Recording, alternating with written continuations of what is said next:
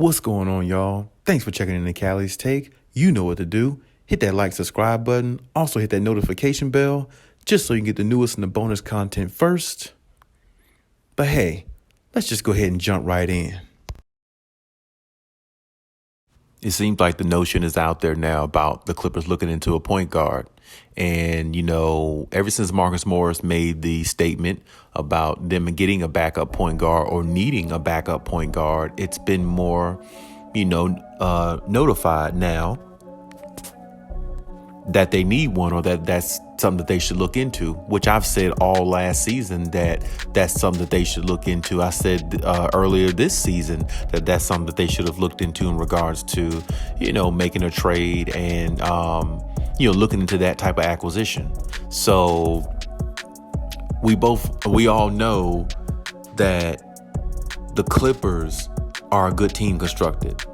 As constructed, they're a very good team. As constructed, I still think they can win the championship. I just think that it might be harder to win the championship as constructed because you're asking more out of Kawhi Leonard, more out of PG. And, sometimes that can actually, penetrate what you're trying to do. And what I mean by that is, I was speaking on my videos like all last season and earlier this season too about,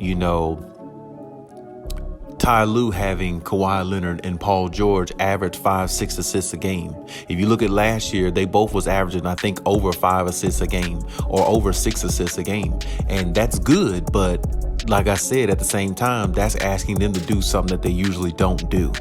And they're not assist guys, especially Kawhi Leonard. He's more shoot first, score mentality, Michael Jordan, Kobe Bryant mentality type player. That's who he is. So I feel like they've always needed a point guard. And they did try to address it by getting Rondo, but Rondo was just really washed and not a fit anymore. He couldn't fit with the team.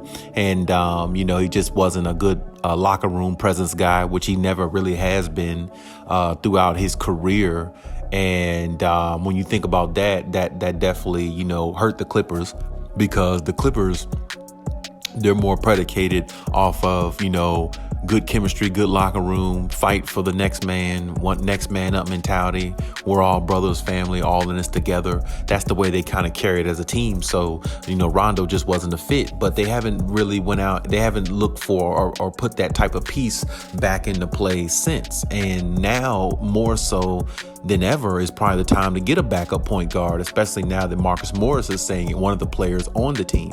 And it's kind of funny coming from him because he might be one of the players that actually might be traded or let go this offseason, or something like that. So, I mean, it's big words come from somebody like him, but it does have meaning because it does have value because I think that will help the Clippers overall. As I said, instead of having Kawhi and PG average 5-6 assists a game, have a point guard in play who can do that and allow them to just do what they do best, which is score, because it takes more pressure off them trying to get other people involved, trying to be a player that they're really not. They're scorers. Like, that's what they are. Like, when you think of Kawhi, you think of mentality, straight scorer, like mama mentality scorer. Like, that's who he is. He's almost like a protege of a Kobe Bryant. He doesn't have Kobe Bryant's game per se, but he has Kobe Bryant's mentality in regards to the way he goes about his business on the court and play. So the point guard is very huge. Now, there is a list of point guards that will be available, this offseason. And the list consists of Jalen Brunson on the Dallas Mavericks, Goran Dragic, currently with the Nets, and I believe it's DJ Augustine, which he's actually currently with the Lakers, I think, but don't know if they're going to pick up his salary going forward as well.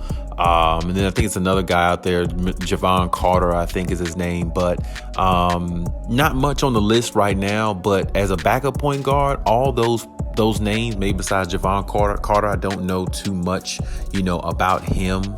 But all those names right there are good backup point guards. I mean, they're actually good to have. I mean, DJ Augustine is a good backup point guard. Goran Dragic is, he's definitely a good backup point guard. He's serving well for the Nets. The Nets might actually end up holding on to him, so he might actually be off the list, in which I said he would have been the best fit for the Clippers earlier this season, this past season, because I thought he would have been a perfect fit. And of course, like I said, Dennis Schroeder is another name that's out there still in regards to this offseason. So, I mean, there are some names right there that the Clippers could look into possibly, you know what I'm saying? And I think they should either look there or try to find somebody because, as I said before, I mean, it would make this team more well-rounded. I mean, even though this team has a lot of pieces, they're the most scariest team in the NBA going into next season.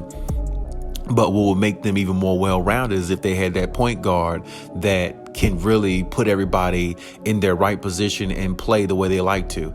You won't have to ask Kawhi Leonard or PG to average 5 or 6 assists, not unless they additionally give that to you.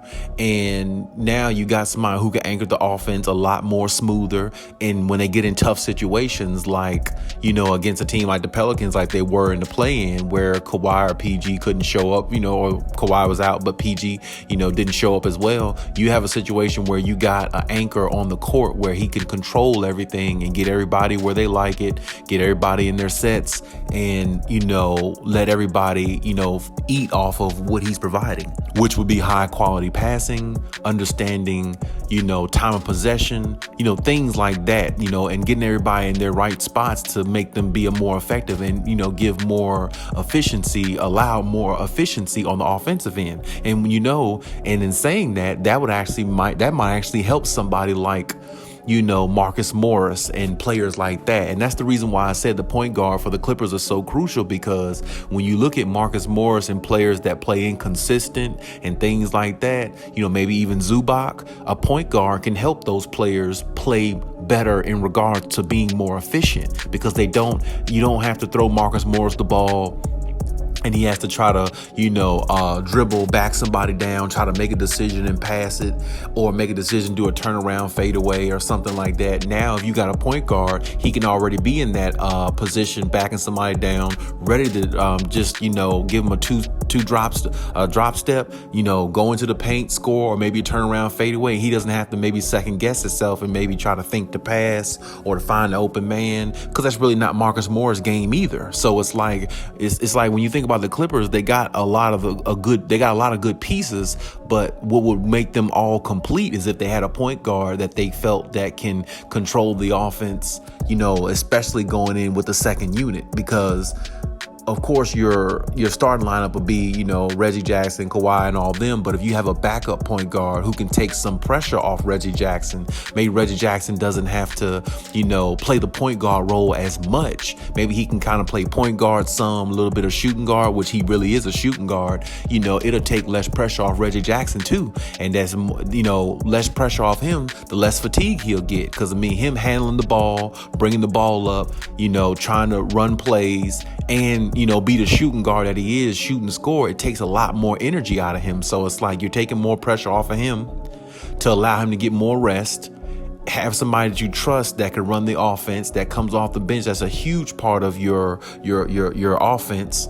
And you're allowing Kawhi and PG at some point in the game where they don't really have to worry about passing the ball. They can just go out there and shoot and score, which that's what they're used to doing. So it's like that. I'm saying that point guard will make up for a whole lot of deficiencies that they have as a team. And I'm not saying, as I said before, they still can win the championship the way they're constructed. I just think them winning the championship will be harder, because when you play a team with a point guard that can anchor offense and get them into control, you have better chances of getting more high efficient shots, better chances of going on more of a run in the games, because the point guard can get everybody settled down, control the offense, and he's a knockdown shooter himself probably, so it makes the offense more lethal, because now you got all these scorers and all these shooters and all these perimeter players on defense, but now on offense we could just run more plays instead of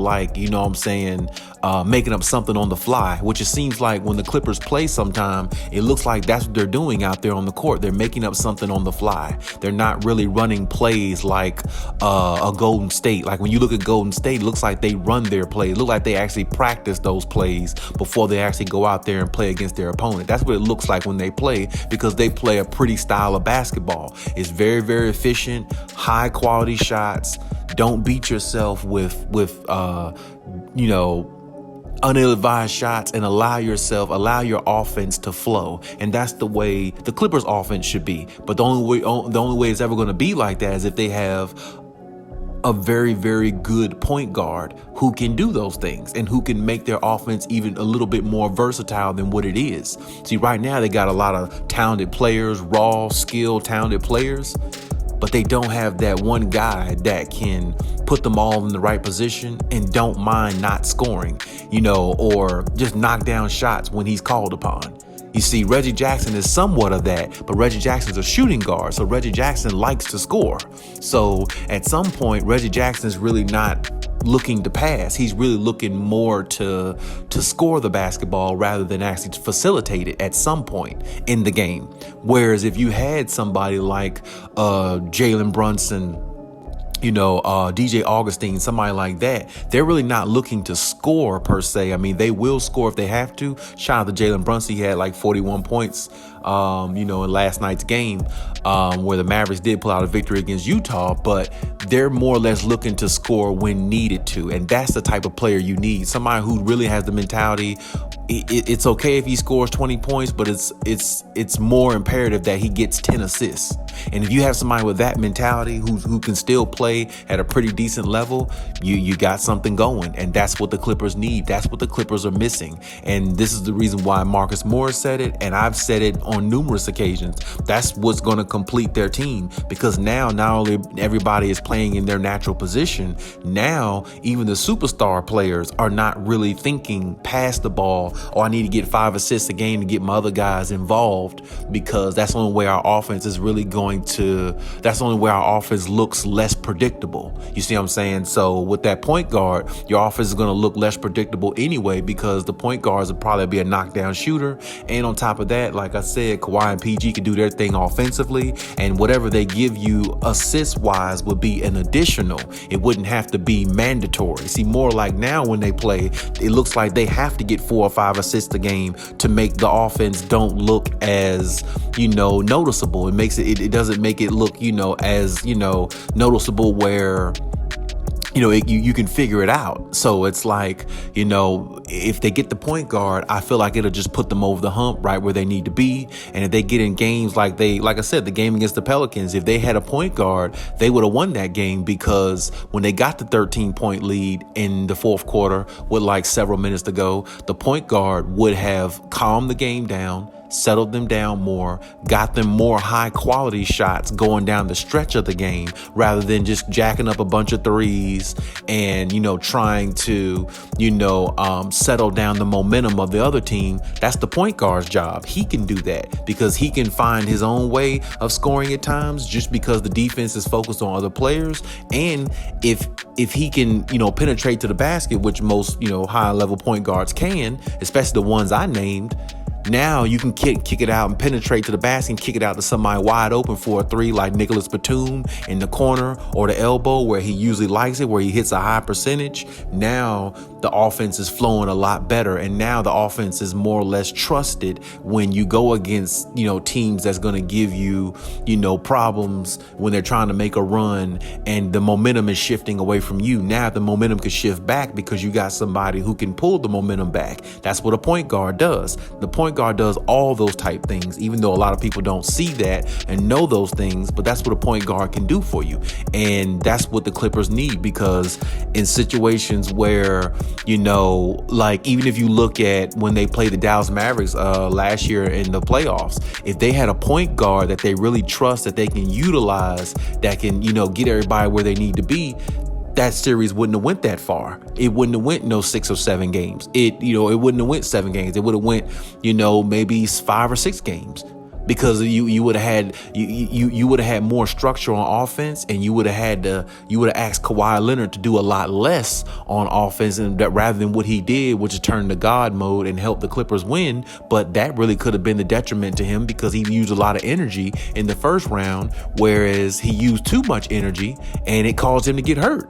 So it's like, when you look at it from that standpoint, You got to look at those things. And that's the reason why the adjustments need to be made. I don't know who the Clippers would trade or move to get acquiring a point guard, but I definitely think the Clippers are definitely looking into the situation more now, even more so than I think than what they did last time. So,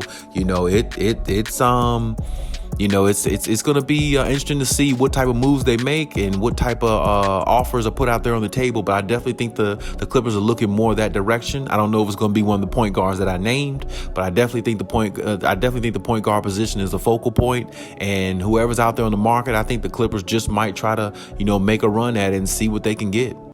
But hey, that's my take on everything. Leave any comments in the comment section as always. And hey, Khaliis out.